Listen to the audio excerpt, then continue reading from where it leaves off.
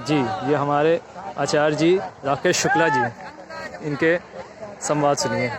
चलिए उनको बताइए। हम कानपुर से आए हैं गया श्राद्ध हेतु।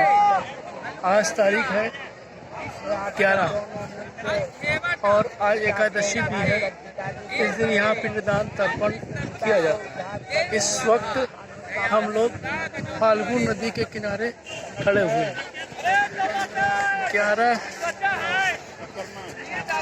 11:28 हुए हैं और फाल्गु नदी के किनारे हम लोग पिंडदान का नज़ारा देख रहे हैं, क्योंकि कहते हैं कि सारे पितृ जो भी पितृदोष से ग्रसित हैं, माता पिता, भाई बहन, दादा दादी, परदादा दादी, नाना नानी, परनाना नानी, जितने भी पितृ हैं जो अकाल मृत्यु मरे हैं या आकस्मिक निधन हो गया है, जिनके बारे में कोई भी जानकारी नहीं है, वो आकर के गया में श्राद्ध करते हैं। यहाँ 3 प्रकार के श्राद्ध होते हैं।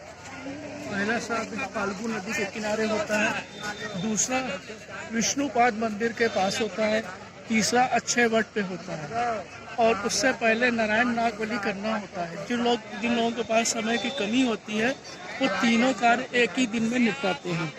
क्रमशः 4 घंटे एक कार्य में लगते हैं। तीनों कार्य करते करते शाम हो जाती है।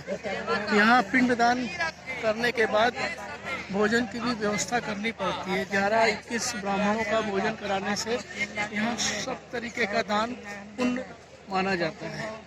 यहाँ पर आकर के, क्योंकि फाल्गु नदी गुप्त है, इसको भगवान ने गुप्त कर दिया था। कारण इसका था कि भगवान श्री राम, लक्ष्मण और जानकी सहित इस स्थान पर आए थे अपने पिता का तर्पण करने के लिए। तो पिता का तर्पण करने हेतु यहाँ पे आए थे और भगवान सामग्री लेने गए तर्पण की। माता अकेले रह गई, तो माता से दशरथ जी ने कहा कि मुझे कुछ पिंडदान करो। तो दशरथ जी ने पिंडदान के लिए मांगा कि कुछ भी मुझे दे दो। माता ने कहा कि मेरे पास तो कुछ भी नहीं है और सिर्फ बालू के अलावा, यहाँ जो बालू है ये, इस बालू के अलावा कुछ भी नहीं है। उन्होंने बालू का पिंड बनाया और दशरथ जी को दे दिया। उससे वह संतुष्ट होकर के यथोचित वरदान देकर चले गए। तो जब भगवान लौट के आए तो उन्होंने कहा कि पिंडदान करते हैं। तो पिंडदान की जो योजना उन्होंने बनाई, लेकिन माता ने कहा कि हम तो पिंडदान कर चुके हैं और वो पिताजी ने स्वीकार कर लिया है। भगवान ने कहा कि कोई गवाही दो। तो सबसे पहले फाल्गु नदी से गवाही मांगी।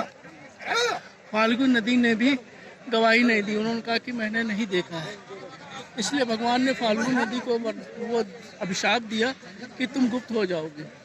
तब से फाल्गु नदी बरसात के दिनों में तो दिखाई देती है, बाकी दिनों में ये सूखी ही रहती है।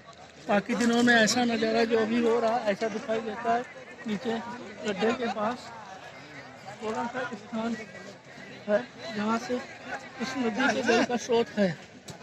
ये देखिए नीचे जल का स्रोत है। ये जल का स्रोत निरंतर गड्ढे में ही रहता है, यानी कि ये गुप्त नदी है। दूसरा, और कोई गवाही दो, भगवान ने पूछा। तो उन्होंने कहा कि गाय से पूछो। गाय ने भी कहा कि मैंने नहीं देखा, क्योंकि गाय बालू नहीं खाती है। तो पिंडदान के लिए उन्होंने कहा कि मुझे बालू स्वीकार नहीं है। पिंडदान के लिए जौ का आटा चाहिए, वो माता के पास उपस्थित नहीं था, इसलिए उन्होंने उसको, गाय को भी श्राप दिया कि तुम कलयुग में ऐसे ही विचरोगी, तुम्हें खाने के लिए कुछ भी नहीं मिलेगा। और सही बात है कि आज भी गाय को खाने के लिए कोई अच्छा स्वादिष्ट भोजन नहीं कराता है। इसी प्रकार से ब्राह्मण एक थे, उनसे पूछा गया कि आपने देखा है? ब्राह्मण ने भी कहा कि मैंने नहीं देखा, क्योंकि ब्राह्मण भी पिंडदान को नहीं ले सकते थे बालू के। कारण उसका यही बना कि ब्राह्मण को भी श्राप दिया कि तुम्हारी ज़िंदगी भर लालसा पूरी नहीं होगी। तुम चाहे कितना भी धन कमा लो, लेकिन तुम्हारे अंदर एक मृतृष्णा बनी रहेगी, और वो मृतृष्णा आज भी है। कानपुर।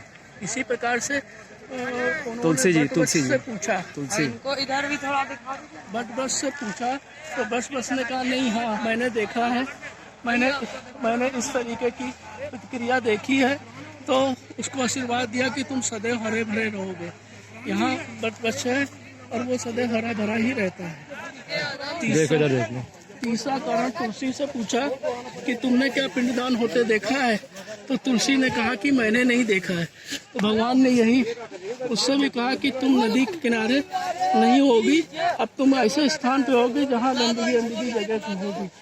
इस प्रकार से क्या इनका दिखा, क्या आया हुआ है, देखो छू के नहीं बता दो। ले छुपो तो देखो। अरे बोलो तो। आओ, हेलो इनको चढ़े दौड़े, वो देखो, देख लो उन्हें। इनको दौरे चढ़े ही देखिए। दौरे चढ़े हैं। देवता बाबा यहाँ आता है, यहाँ दूध का दूध, यहाँ पानी का पानी, यहाँ वही वही वही वही वही वही। किसी समय पर यहाँ पे दूध, घी और शहद इस नदी से बहता था। सतयुग की बात है, जब राम जी आए थे तब यहाँ पर ये नदी दूध, घी और शहद से भरपूर रहती थी। परंतु आज का समय है कलयुग, सारी चीज़ें लुप्त हो गई हैं। इस प्रकार से यहाँ का इतिहास है